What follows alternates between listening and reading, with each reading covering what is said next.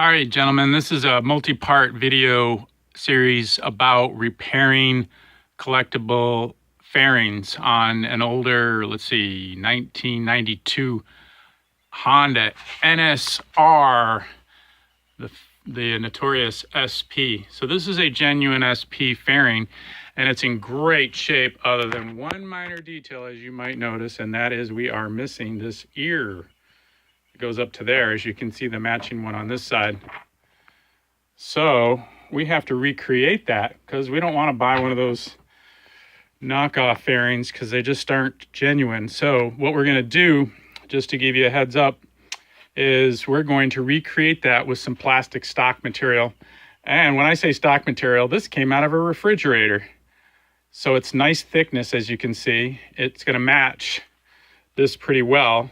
And in some of my previous videos, I explain how I do this. And I use this sign material as well. You can find these signs at Home Depot or hardware centers.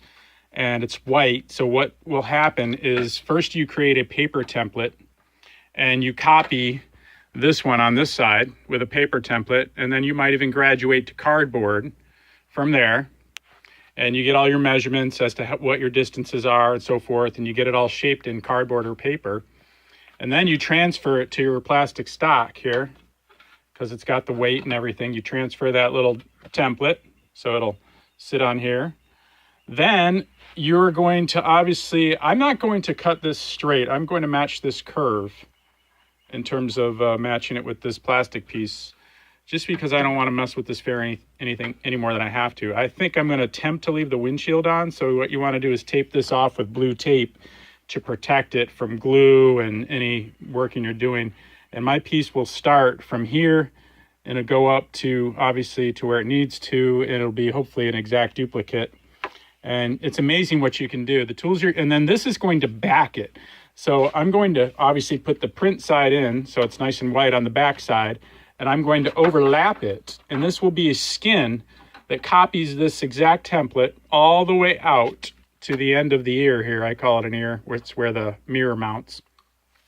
And this skin, after I get my other piece glued onto this edge and I get it all in place. Now remember, I'm going to be using a heat gun and I'm going to be bending this plastic piece in all the right places to make it come out exactly at the right angles and everything, because as you can see, this thing kind of twists in its position. So you can see how it twists and the bends you're going to need. So I'm going to shape my heavier plastic stock, this piece, into those bends. And then I'm going to copy that. I'm going to mirror that with another skin, which will overlap. I'll overlap as much as an inch, inch and a half down here. I'll dodge this screw. And I'll go all the way with this skin pretty much, backing that with another piece of plastic. All this is going to be sandwiched together with plumber's glue. I think I mentioned in previous videos I'm seeing. The OT, Home Depot plumber's glue is great stuff. I'm trying to grab it off the shelf for you. Here it is. This stuff. Get the right one that matches your plastics. And sometimes I don't know the plastics, so I use the all-purpose. But the heat gun is going to be the trick. You're going to need some gloves, obviously, to handle this stuff with the heat gun. I might even try to create this thicker edge here with some additional plastic, and then I'll shape it with sanding and so forth.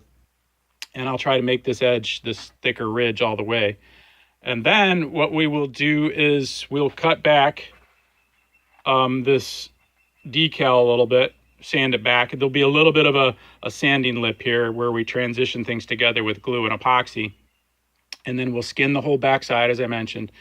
And then we will have to go to probably paint. Now, I may decide to just paint a section of this because I don't mind having a little, injury in my classic 25-year-old bike, 26-year-old bike. It's got a little character, but it's going to be clean and pretty in the end. So this may just get sprayed from here back. I'll get a new decal set, and I might just match it in from basically this black line back. You might see a little line here or something like that, or a small transition line, but I might just put a little decal on there from some other company or what have you. And but if you really want to go all the way, I hate destroying original decals and so forth and repainting original stuff. So I don't mind having a little subtle difference here, as long as it's strong, functional, and pretty. And I think it'll be pretty in the end. But I'll show you how it progresses as we go. Thanks for watching.